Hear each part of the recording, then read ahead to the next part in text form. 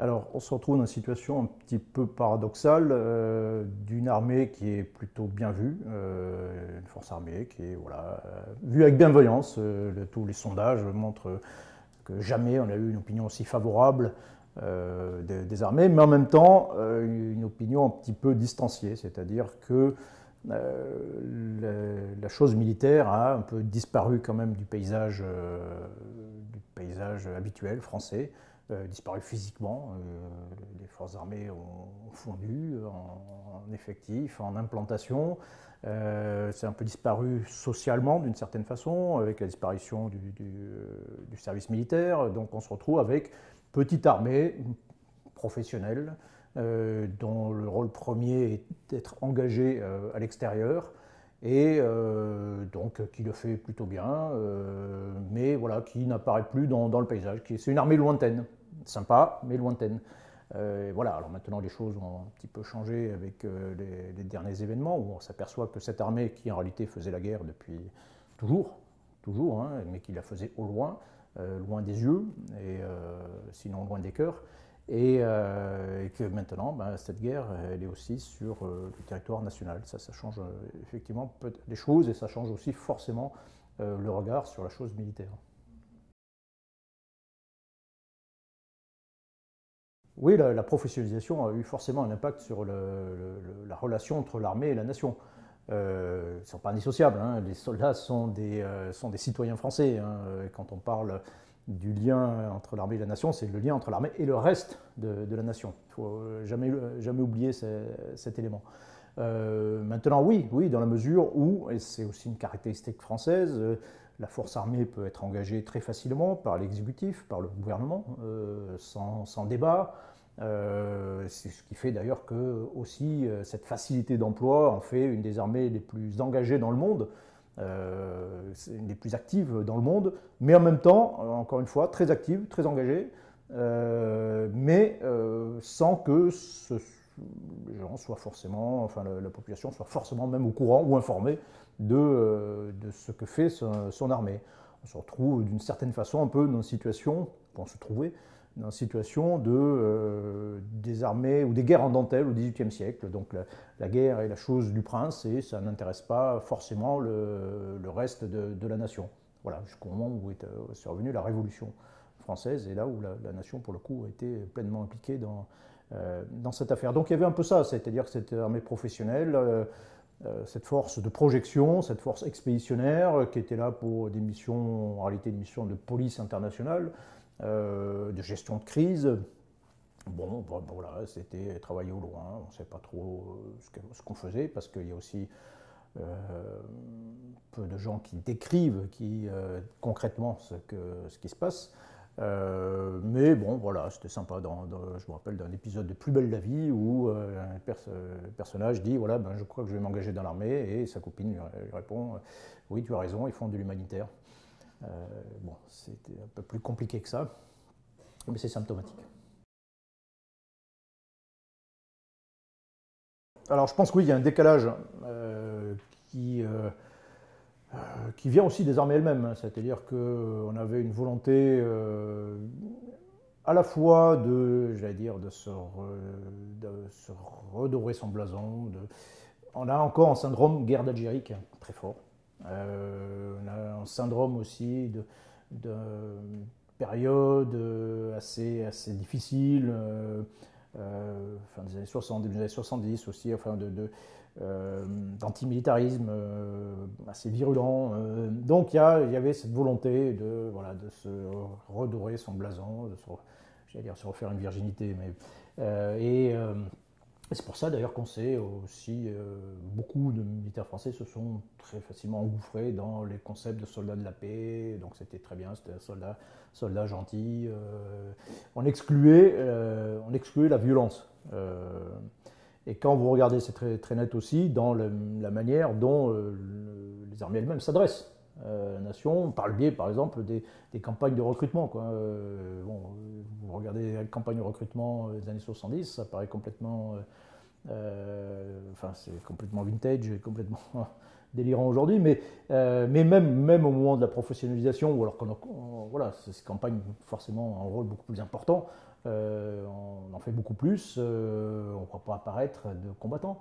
Et c'est aussi un décalage en réalité avec la réalité des soldats sur le terrain et la réalité de l'engagement. Quelqu'un qui s'engage dans une unité de combat dans l'armée française, quelqu'un qui s'engage dans une unité d'infanterie de marine ou de légion, il sait qu'il va être engagé. Et il y va pour ça d'ailleurs, il y va pour combattre aussi.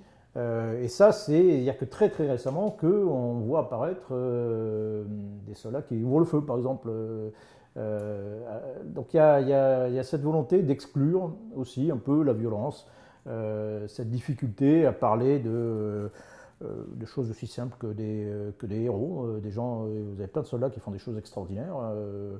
Bon, dont on ne parle pas, bon, c'est d'autres pays, les États-Unis par exemple, voilà, on aura tendance à, on a notre discours, notre relation, et donc il y a un décalage effectivement entre la réalité, qui est une réalité parfois et souvent violente, et puis le discours sur cette, on a peur, il y a voilà, une forme d'inhibition à montrer que l'armée c'est un instrument de force et qui emploie la violence de temps en temps.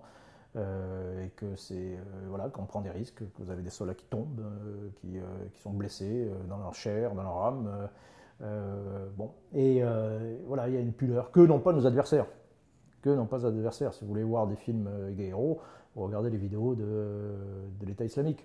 Et voilà, et ça aussi, c'est un certain nombre de gens qui partent là-bas, combattent là-bas, c'est parce qu'on leur a montré des héros voilà, sur lesquels ils pouvaient s'identifier, ils pouvaient dire, ils pouvaient se transformer d'un style de vie, d'une vie un peu minable, d'un seul coup, ils pouvaient devenir des héros. Nous, c'est le cas aussi, mais voilà, on le montre pas. Donc, voilà, donc l'humanitaire, c'était super, c'était très bien pour montrer cette image lisse. Voilà, on aide la population, on aide les gens, c'est super. Sentinelle, c'est aussi un peu ça. Voilà, on est en protection de la population, on n'est pas méchant.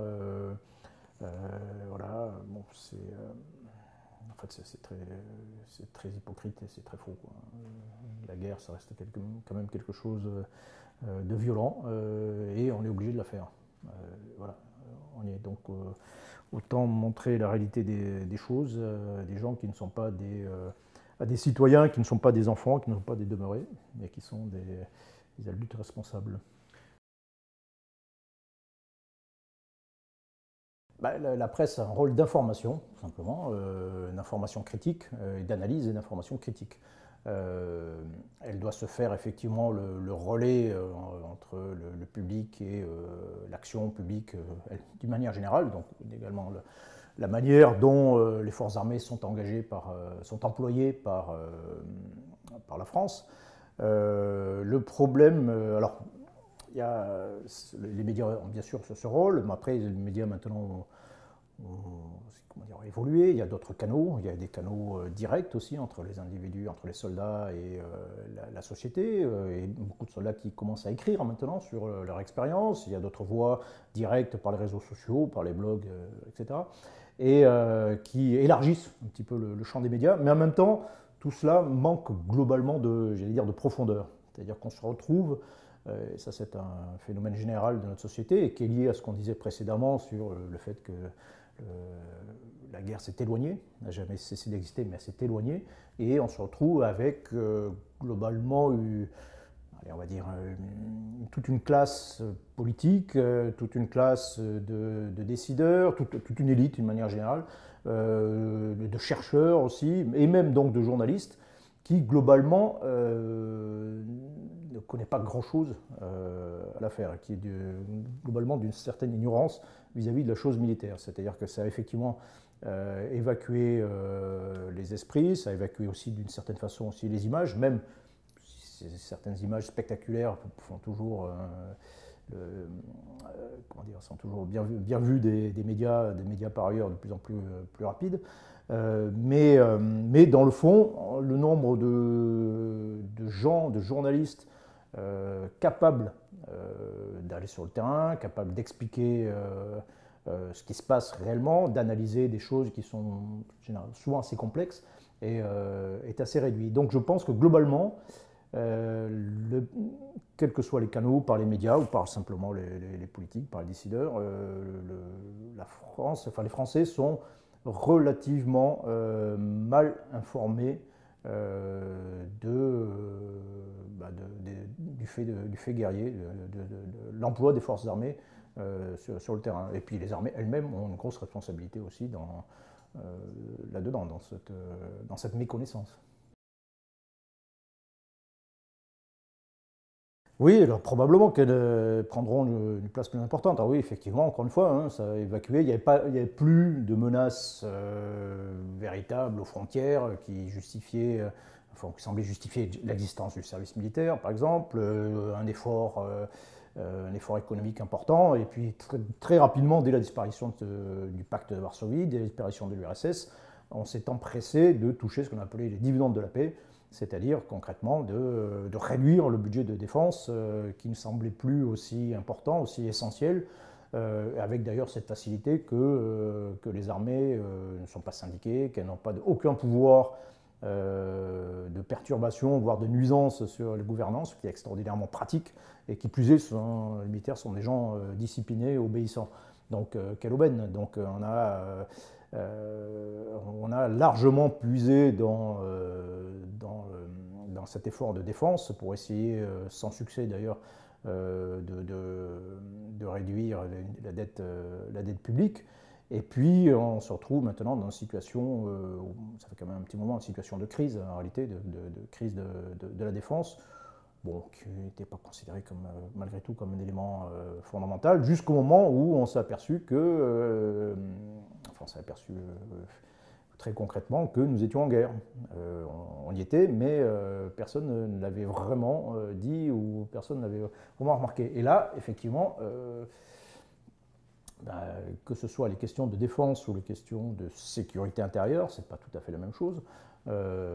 Largement, oui, effectivement, on est en situation de guerre contre l'État islamique, contre Al-Qaïda, contre d'autres organisations djihadistes, que c'est quelque chose qui va durer, et on s'aperçoit qu'on a besoin pour ça, d'un outil militaire performant, et avec ce problème que cet outil militaire performant, il a forcément un coût, et on bute très rapidement sur d'autres questions. C'est-à-dire qu'on a un outil militaire qui est déjà performant, mais qui est limité en volume, limité en capacité, et que si vraiment on voulait faire les choses, j'allais dire sérieusement, si on voulait vraiment faire les choses en grand, ne pas se contenter d'être second derrière les États-Unis, par exemple, en Irak, ça demande un effort, ça demande un effort financier, ça demande un effort d'imagination, etc. Or, cet effort financier, il est forcément compliqué à mettre en œuvre, et cet effort d'imagination est aussi compliqué à en mettre en œuvre dans la société française actuelle. Alors pour le décrochage, oui, on y est déjà, c'est-à-dire que même en termes bruts, alors que d'autres pays font des efforts, la Chine double son budget tous les 5 ans, son budget de défense tous les 5 ans. Par exemple, la Russie est quasiment dans cet ordre-là, d'autres pays sont en train de nous dépasser en termes de budget brut. Bon, ça c'est un élément, mais l'élément le plus important, c'est nos ennemis éventuels, quoi. C'est l'effort que nous faisons face à nos ennemis, face aux intérêts aussi pour soutenir quels intérêts stratégiques et pour quelle stratégie. Le problème que l'on a, c'est qu'effectivement, on est en crise en réalité depuis la fin de la guerre froide. On est en crise parce qu'on a gelé, concrètement, on a gelé le budget de la défense. En termes bruts, on est un peu au même niveau qu'en 1990, en euros constants, on est un petit peu moins même, alors que simultanément on avait conservé tous les grands programmes industriels de la guerre froide, pour simplifier, le Rafale et autres. et qu'on n'y a pas renoncé. Et donc il a fallu les financer. Et notre problème depuis 25 ans, c'est un problème de financement de ces programmes industriels. On a tourné le problème dans tous les sens. On a réduit les programmes pour s'apercevoir que finalement ça a coûté parfois encore plus cher de les réduire parce que les coûts unitaires montaient. On a conservé des matériels plus anciens, plus longtemps que prévu, matériel ancien, ce qui également coûte très cher à l'emploi.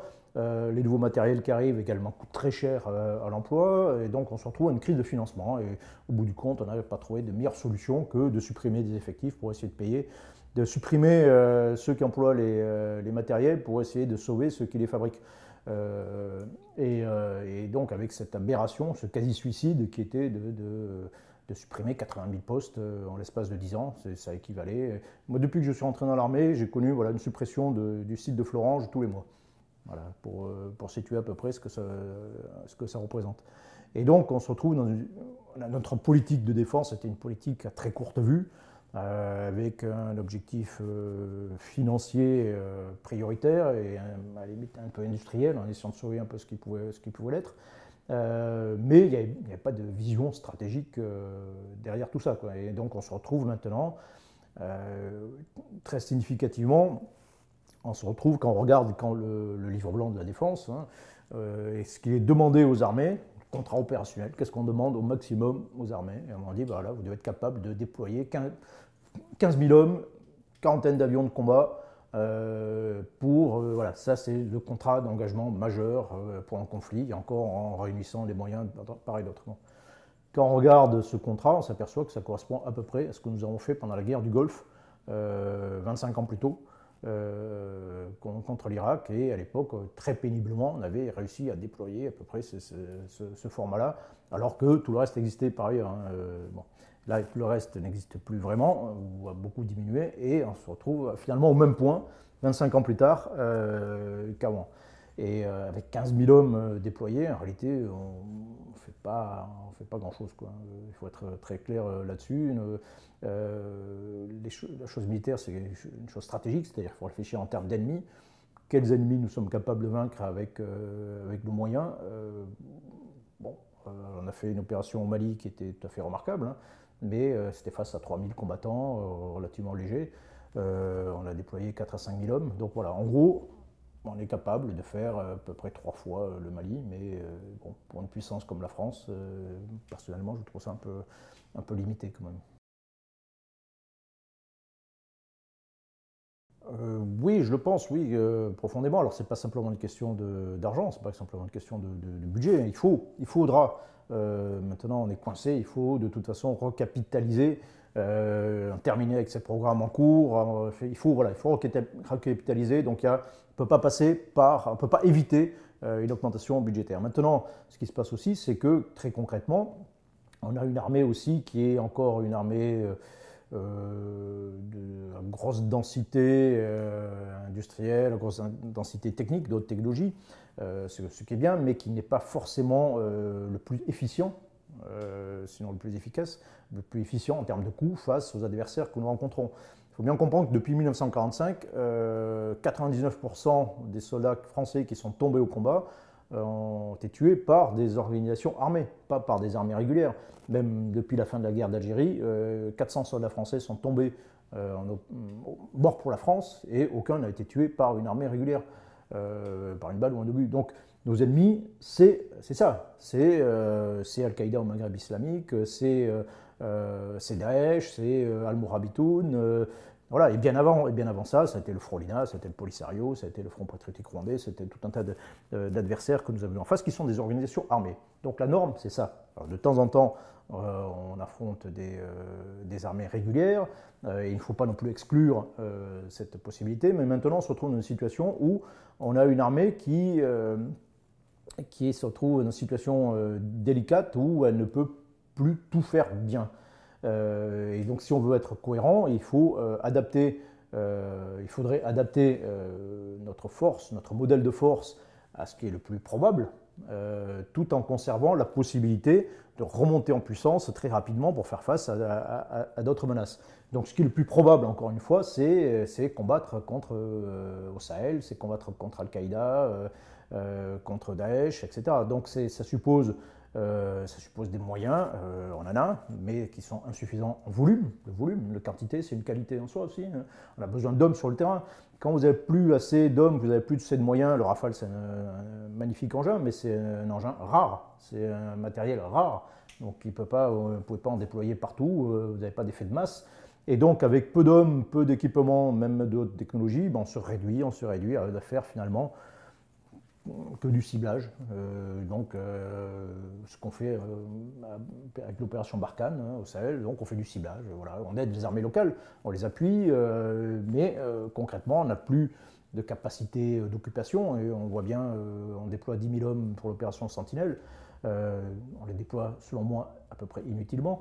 Mais on voit bien que ce déploiement de 10 000 hommes est en train d'épuiser complètement l'armée de terre en particulier. Donc on voit toutes les limites que l'on a dans notre capacité d'occupation, dans notre capacité de présence, notre capacité de soutien des armées locales, notre capacité comment dire, avoir des effets de masse face à ces organisations. Et en même temps, on a complètement, ou très, très largement, par économie aussi, oblitéré, supprimé tout ce qui pouvait permettre de remonter en puissance. On a supprimé quasiment les réserves, les réservistes. Le budget des réserves est inférieur à celui d'un avion Rafale, quoi, du prix d'un avion Rafale pour l'ensemble des réservistes.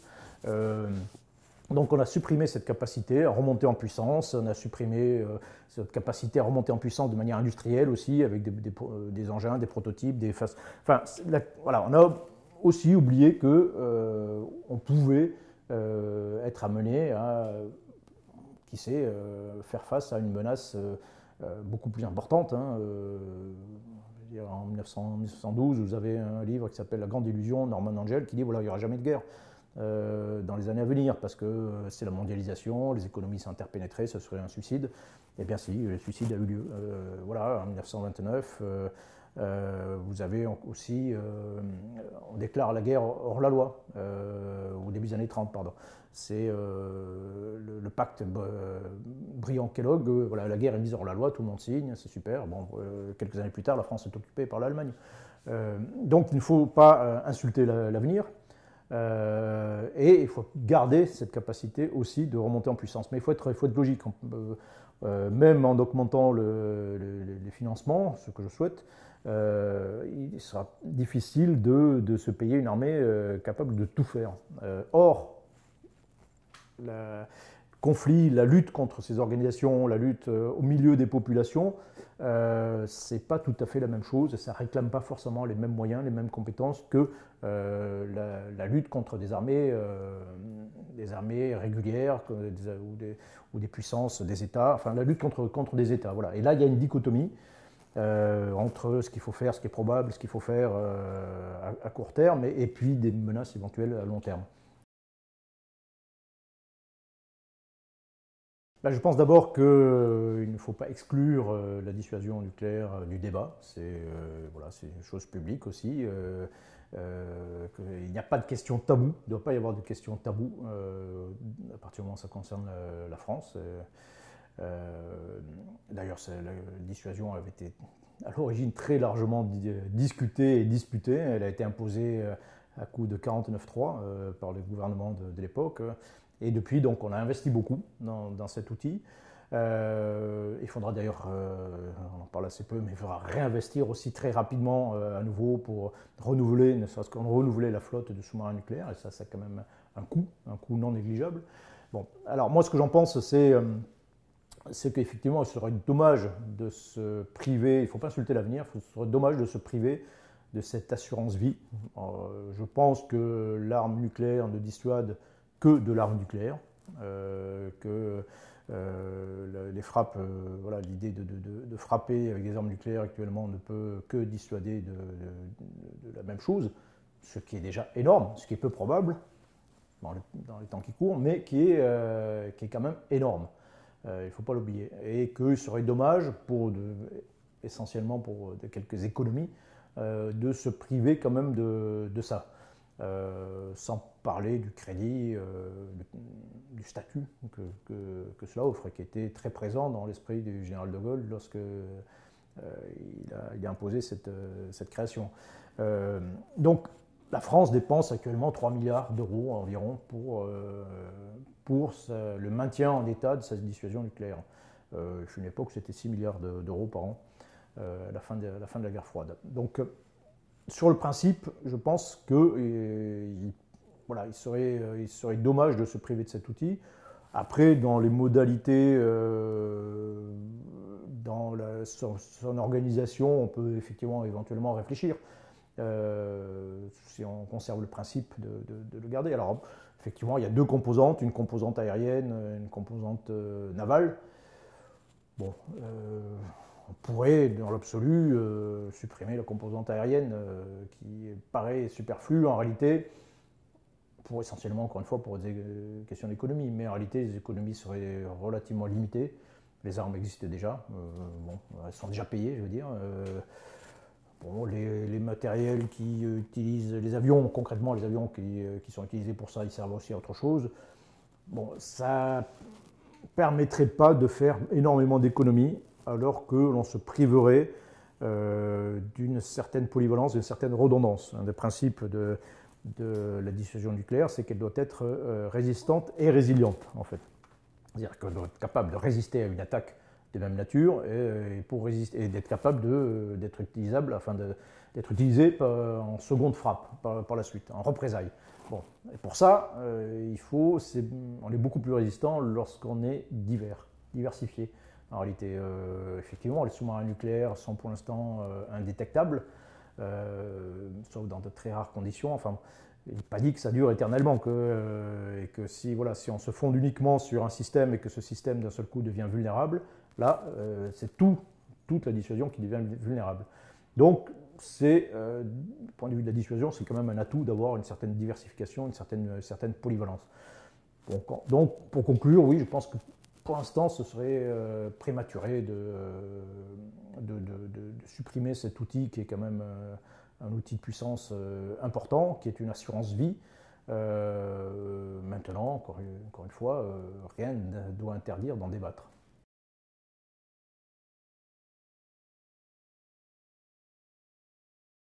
Alors, la vulnérabilité, je vais dire, de notre outil de défense, il tient aussi à notre politique de défense nous-mêmes. C'est-à-dire à partir du moment où vous réduisez la taille des premiers clients qui sont les armées françaises de notre outil de défense, forcément vous mettez en difficulté cette même industrie de défense et vous la poussez à subsister par l'exportation. Bon.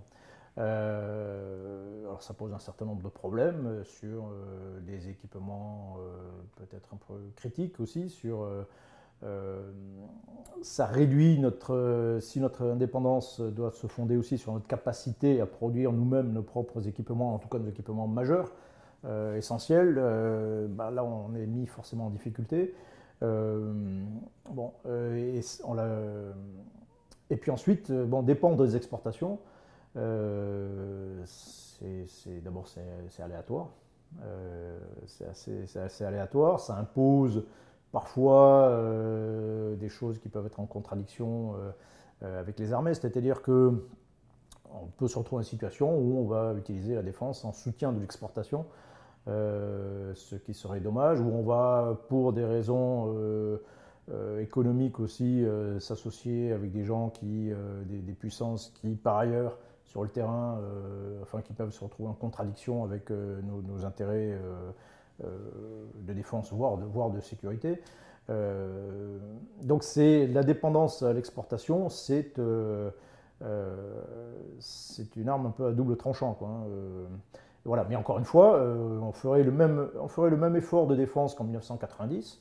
Et à l'époque, je ne me souviens pas que cet effort ait été jugé absolument écrasant, intolérable, impossible. On ferait le même effort de défense qu'à cette époque. C'est pas 31 milliards d'euros qui seraient dépensés pour notre budget de défense, mais le double, largement le double. Et là, on n'aurait aucun problème. Notre industrie de défense n'aurait absolument aucun problème. Entre-temps, j'ai calculé qu'en gros, on aurait dépensé à peu près 200 milliards d'euros dans notre industrie de défense si on n'avait pas réduit cet effort, C'est 200 milliards d'euros qui auraient été injectés dans notre industrie, avec toutes les retombées que ça peut avoir. Une industrie d'ailleurs qui est relativement peu délocalisable, donc c'est de l'emploi français qui est là-dedans, voilà, des investissements en termes de développement technologique qui auraient profité à l'ensemble de la société. Et donc, premier coupable, encore une fois, c'est notre politique budgétaire à très courte vue, qui a mis en difficulté notre industrie de défense, qui est à la fois un garant quand même de notre indépendance et puis aussi un des atouts majeurs de notre industrie.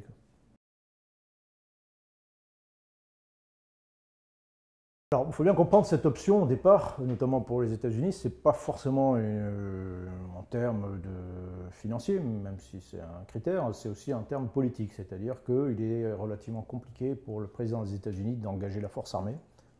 En gros, pour faire la guerre, il faut un vote du Congrès, c'est toujours très lourd, très compliqué. Et l'emploi de structures comme les forces spéciales ou les drones armés par exemple, mais aussi les sociétés privées, c'est une manière pour l'exécutif de contourner ce blocage législatif. Bon. C'est une sorte d'armée de remplacement. La grande nouveauté en Irak et en Afghanistan, c'est que finalement cette armée de remplacement s'est retrouvée liée aussi à l'armée régulière, force armée régulière pour agir. Et là, on s'est aperçu quand même d'un certain nombre de problèmes que ça pose. Une société privée, par définition, elle a une logique privée.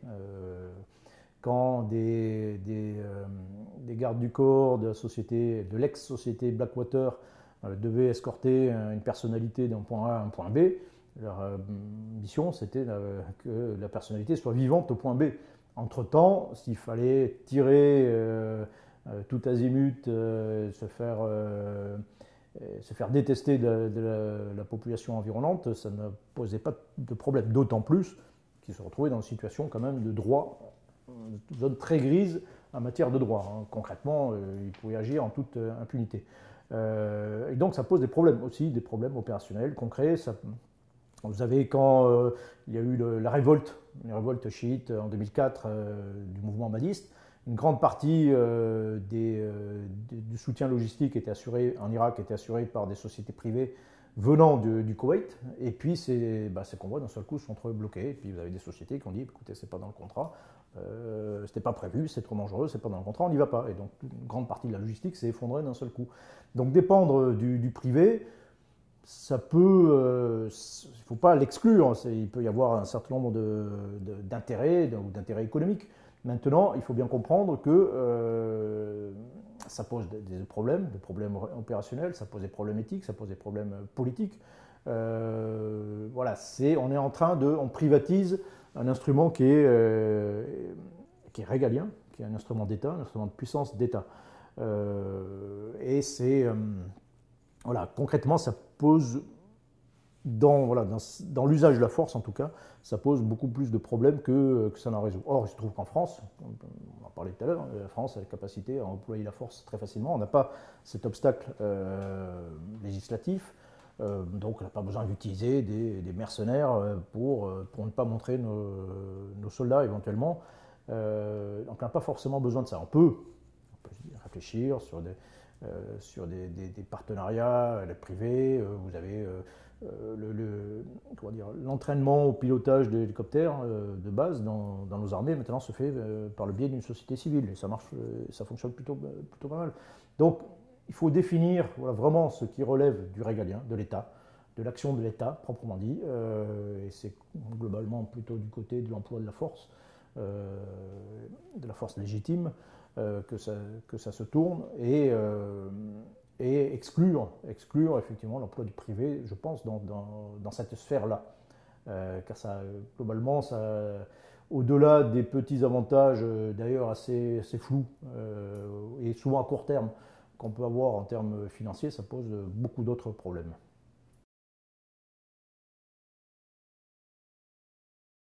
Oui, effectivement, les forces armées françaises sont parmi les plus engagées au monde. Et même par rapport à leur volume, c'est certainement celles qui sont le plus sollicitées, sans doute dans le monde. En grande partie, par la facilité d'emploi, on en a parlé. Hein, je ne pense pas qu'il y ait une démocratie où on peut engager la force armée aussi facilement. Donc c'est très pratique.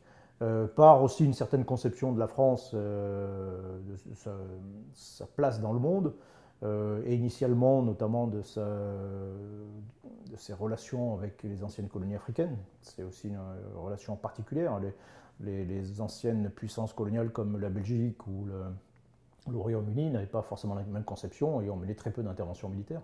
Nous, on a décidé d'utiliser la force armée comme instrument, comme lien aussi avec un certain nombre de nations pour protéger leur stabilité, défendre nos intérêts, voilà, comme instrument finalement de puissance. Initialement plutôt effectivement dans ce cadre africain, et puis ce cadre s'est effectivement élargi. Bien comprendre que notre armée c'est un atout pour la France, sa capacité assez unique à être projetée, enfin pas trop loin non plus, sinon ça devient assez compliqué, mais voilà, cette capacité de projection très rapide. Vous parlez de l'opération Serval, voilà, il n'y a pas une armée au monde qui est capable de déployer une brigade en quelques heures, en quelques jours, ou déployer quand même ce qu'on a déployé en quelques heures en Afrique. Il n'y a personne. Parce que, encore une fois, on a des institutions qui le permettent, on a des unités en alerte, on a des troupes professionnelles, on a des bases, c'est tout un ensemble qui permet cette capacité de projection et qui est, encore une fois, un atout tout à fait remarquable. Et le deuxième atout, c'est qu'on est encore une dernière puissance qui accepte de combattre. Concrètement, les derniers grands combats qui ont mené sur le terrain par une armée occidentale, ça doit être les forces françaises en République centrafricaine. La France, l'armée française et partiellement, enfin les États-Unis encore, dans certains endroits, sont les dernières armées occidentales pour l'instant à combattre. Et on accepte, on est une des dernières nations, la dernière nation européenne, avec les Britanniques, avec le Royaume-Uni, mais dans un contexte souvent un peu différent, mais on est la seule nation qui accepte de faire prendre des risques à ses soldats actuellement, qui accepte de combattre. Bon, et c'est aussi, je pense que c'est tout à l'honneur de la France, et c'est aussi un de ses atouts, politiques, ses atouts diplomatiques, et qui serait effectivement dommage de s'en passer, quoi. En réalité, c'est une question de volonté politique, hein. En 1990, on dépensait 4% du PIB pour les ministères régaliens. Donc la défense, l'intérieur, la justice et la diplomatie. Bon. C'est-à-dire le cœur du métier, le rôle premier de l'État, hein, ces ministères régaliens. Actuellement, la dépense est de 2,8%. Voilà, c'est-à-dire que alors qu'on a des prélèvements obligatoires, alors selon les modes de calcul qui peuvent aller jusqu'à 53% du PIB, 53% de l'argent prélevé pour des organismes publics, parapublics, sociaux, et dans cette somme, vous en avez 2,8 qui servent à protéger les Français, les intérêts ou directement les Français eux-mêmes. Bon. Et donc il y a une forme de décrochage de l'État régalien dans ces instruments régaliens. Et si on va dans les années 60, on était à 6, quelques pourcents d'efforts en matière de protection des Français. Donc il y a un décrochage de l'État dans sa mission première de protection des Français. Et c'est un décrochage parce qu'il est aussi étouffé par ailleurs par tout un tas notamment un rôle social. L'État-providence étouffe d'une certaine façon l'État protecteur. Il y a une contradiction. Et cet État-providence, ce rôle social, il n'est bien sûr pas inutile, mais même il a progressé parce qu'on est dans une situation aussi, une situation sociale et économique qui l'impose. Quand vous avez, depuis les années 90, on a un taux de croissance qui est de 1,5% à peu près en France. Depuis le début de la mondialisation, voilà, on est à 1,5% de progression par année. Et donc on n'arrive pas, on n'a pas la masse critique pour arriver à tout faire. Et en réalité, que l'État reprenne son rôle premier, et encore une fois, je reprends l'exemple tout à l'heure, si on dépensait pour l'intérieur, pour la justice, on faisait le même effort qu'en 1990, on n'aurait certainement pas les mêmes problèmes en matière de sécurité et en matière de défense, très, très clairement. On ne serait pas tout à fait du tout dans la même situation. Donc, encore une fois, on a baissé la garde, plus ou moins volontairement, pour des raisons avec des visions très à court terme en réalité. Et maintenant, on se retrouve dans une situation effectivement difficile pour en sortir, et ça suppose très certainement une restructuration forte de notre économie, en réalité de notre société, quoi. Notre société, telle qu'elle est conçue actuellement, n'est plus tout à fait capable de se défendre. Il faut être clair là-dessus, quoi. Parce que le budget de l'État lui-même s'est considérablement réduit en proportion par rapport aux organismes décentralisés, enfin aux organismes territoriaux. Il y a très certainement une restructuration, enfin des économies à faire dans d'autres champs que ceux de l'État. C'est-à-dire qu'il est très facile, on impose une pression forte sur l'État, sur les dépenses directes de l'État, jusqu'à l'étouffement, quoi. C'est-à-dire que là, très clairement, tous les instruments d'État sont en train de se fissurer pour tout un tas de raisons.